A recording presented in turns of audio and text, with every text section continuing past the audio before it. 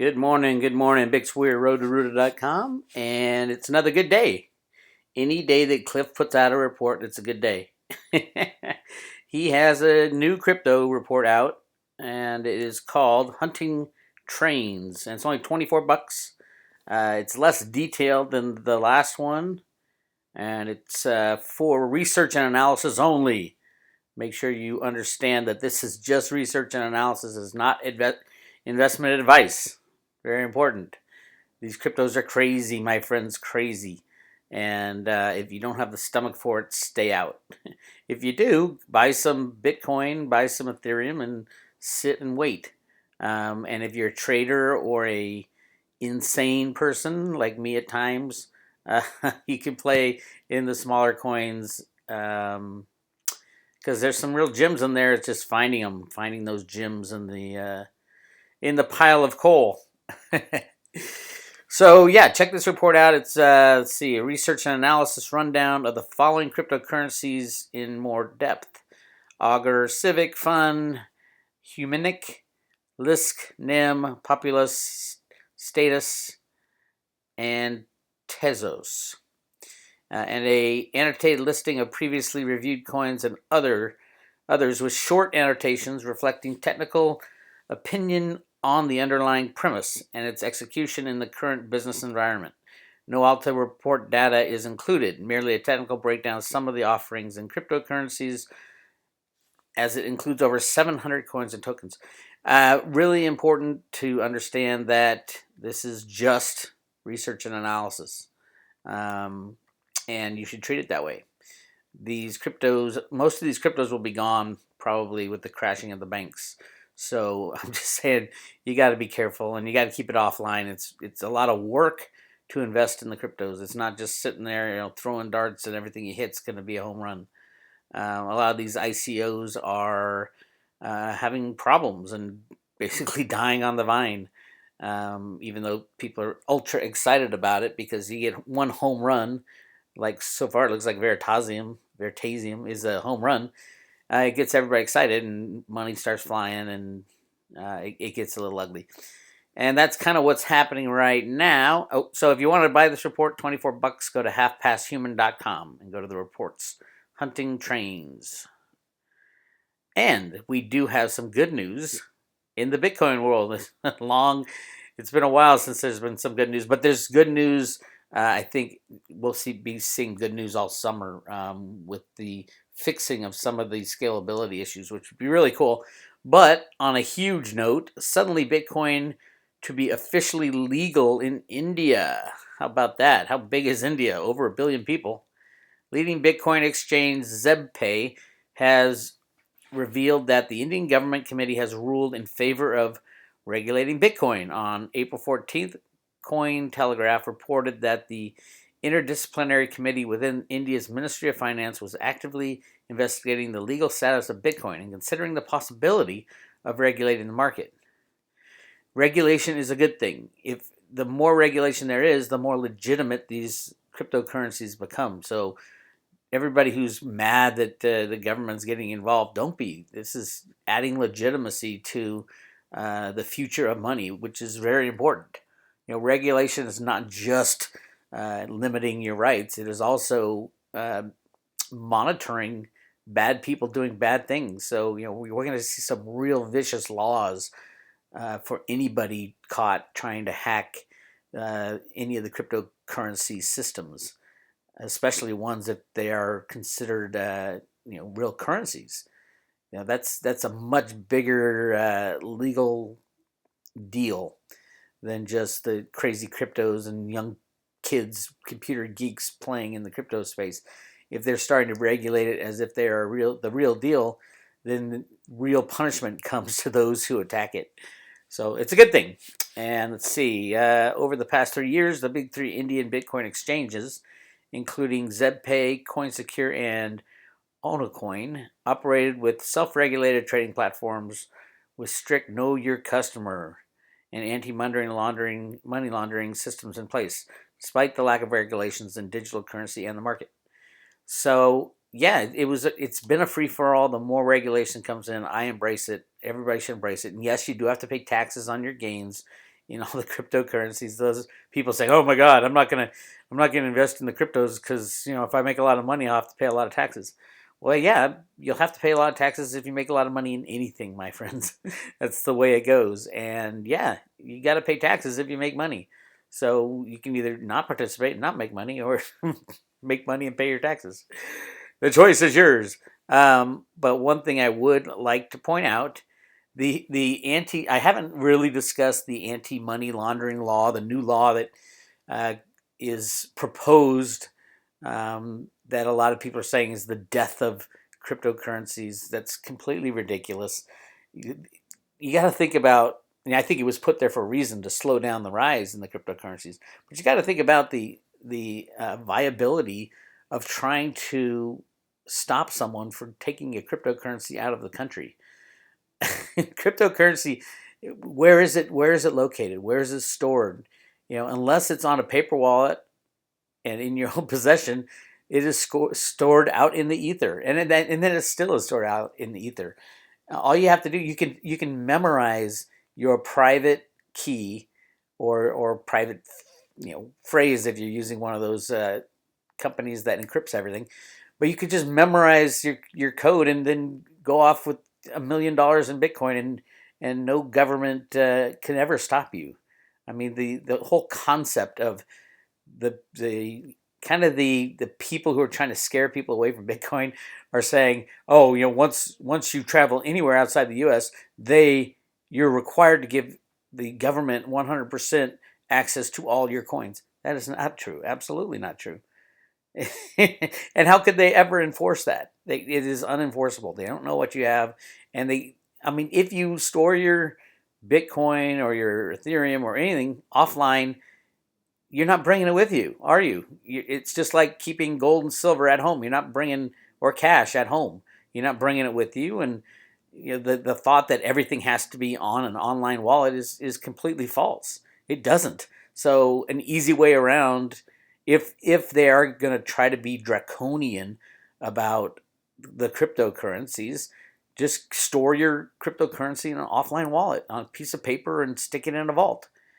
I mean, it's that easy, and the thought that the government, and I don't think they want to do that either. I think the people who hate Bitcoin are going to pick on anything to prove that they were right and everybody else was wrong. All evidence to the contrary so far, right? I mean, just look at Bitcoin's gone from $250, 18 months ago to $2,600, $2,700 now, and it's moving on this India news. The people who have tried to steer you out of Bitcoin have been 100% wrong, and if you stayed away from Bitcoin, you can blame them.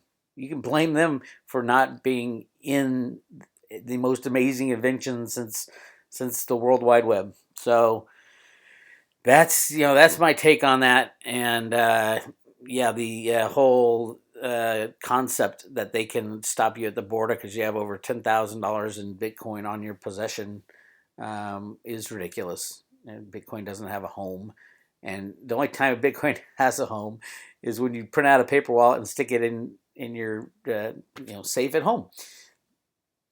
The concept of where Bitcoin resides, it is a place on a ledger that resides everywhere in the world. So for a government to say, well, you're taking money out of the country, they're going to have to prove what you have, where you have it stored, and it's not stored anywhere. It's stored on a ledger. Crazy, crazy, crazy, my friends. Anyway, moving on. The cryptocurrencies are going crazy right now, and really bizarre stuff is happening. The Ethereum backlog is, like I heard, 24 hours or more right now because of all the ICOs that are coming out, and it's taking a hit. It's down 8% in 7 days, which is nothing in the overall. I mean, Ethereum's gone up many thousands of percent, but it is right now trading at 348, which is a good price point if you ask me. If it goes down to 300, you load up the boat again. And yeah, there'll be growing pains all throughout the beginning days and later. I mean, the more popular Ethereum gets and the more ICOs that go out, it's going to clog the system just like Bitcoin. So you see Bitcoin move up a little and Ethereum move down a little. Basically, those two kind of move in different directions if you look historically. So I know a lot of traders that jump back and forth between a Bitcoin and Ethereum. And Bitcoin has some really good things coming up. The end of the scaling issue, not the end, but at least a patch on the scaling issue is pretty much not baked in the cake, but a huge possibility by the end of July. So we'll see what happens there. And Ethereum still is the only reason it's suffering is from its own popularity, and the network is getting clogged up with all these ICOs. So it might take you a while to get your Ethereum, but hang in there because it'll come, and it's something you want to own, and they'll fix their scaling issues too. All these problems that pop up are not killers, and no matter how many times a poo-pooer will say that Bitcoin is dead or Ethereum is dead or all the cryptocurrencies are dead, they're still here, and those people have been absolutely wrong, wrong, and they will never admit they're wrong, even if Bitcoin goes to $100,000 a coin, Ethereum goes to $1 million a coin. They will never admit they're wrong, and they've been wrong for 7 years now. So at some point you got to stop listening to their advice, right? Right? All right. And finally, I wasn't going to go over zero hedge just because there's so much chaos going on. We always knew this would be a chaotic summer, but it's completely out of control right now. Top left, there's Susan Rice unmasking documents to be locked up in the Obama library for 5 years. She is a criminal. She needs to go to jail quickly, along with Obama and all those people who completely abused the system to try to take over the presidency and legit. They're trying to overthrow a president. It's sedition. They all should go to jail for it. It's unbelievable what is happening right now. Hopefully Trump will pull the plug finally, and he can do it at any moment. Remember that. There are rumors that John Podesta is under investigation. That would be a killer for the bad guys, because Podesta is kind of the ringleader of a lot of bad stuff, and we'll see what happens. The whole Russia, NATO jets near standoff, yeah, we are at the brink of potentially something bad. But will it be a nuclear exchange? No, not at all. Trump and Putin know what's going on with each other and know the bad guys are trying to stir something up, so I don't think anybody will ever pull the plug. If anything, I think this will put more pressure on those trying to cause World War III, like John McCain, it would speed up the amount of time it takes Trump to take him down. And he's a criminal. He's a bad person, and they have a lot of dirt on him. So yeah, to drain the swamp, McCain will be one of the first to go, which would be great. All right, let's see. I'm just going to jump in and out here. Trump blamed for slumping gasoline demand as illegal immigrants stay home. What? At a time of year when gasoline demand should be soaring and inventory is tumbling, neither is happening, and economists, policymakers, and politicians are perplexed. However, Barclays Capital has an idea. It's because undocumented immigrants are scared to get behind the wheel. That is such a ridiculous statement. That is, I don't even know what to say. But I do know what to say about tumbling oil and gas demand and prices and things like that. The U.S. government, the Treasury Secretary, controls the price of oil, controls any kind of announcement about inventories. That's how they rig the price of oil.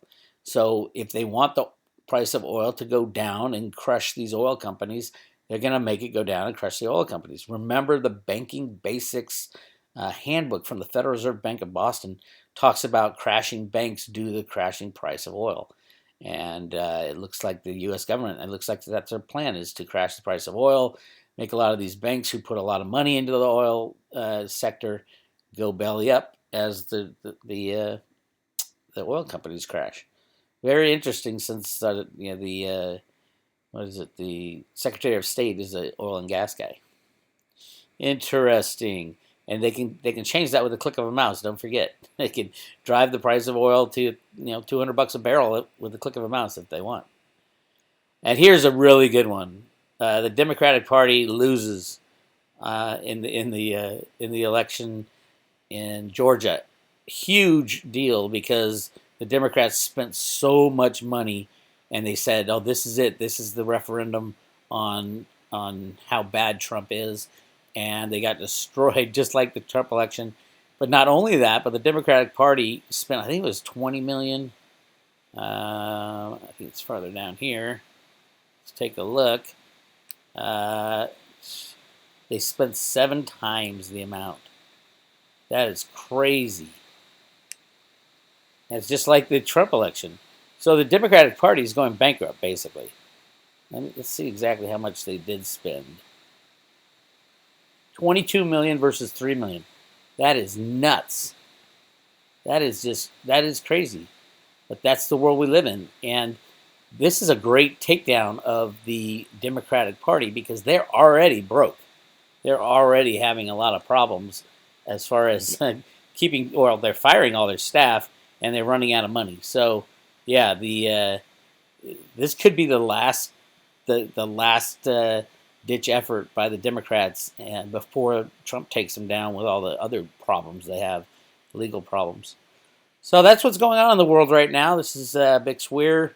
Don't forget to thumbs up this morning Horn of Zeese. I am sipping my coffee. I didn't do the video today because I am in a location that I couldn't get the lighting right. So I said, forget it. I'll just go over the screen. Anyway, this is Bix Weir, roadtoroto.com. Make sure you subscribe, like, send it to all your friends, and we'll talk to you later.